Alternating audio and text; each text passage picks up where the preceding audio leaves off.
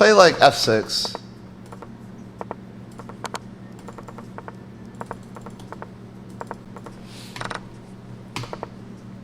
Is this a good chess opening?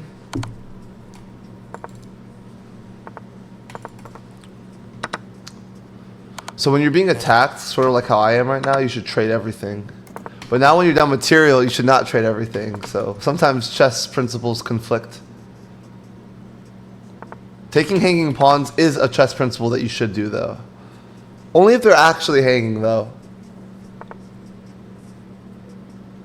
He wants to just do this and mate me, but he can't. Because I have a very strong knight on f8. Knight f8, never mate. Don't forget it, guys. Knight f8, never mate. No.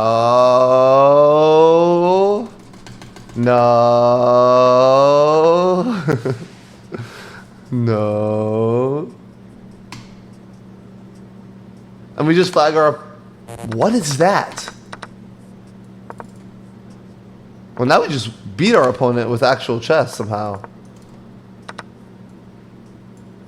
So close to being tactics there, too. Wow. This is the best opening ever. F6, King F7, everyone. Never forget it.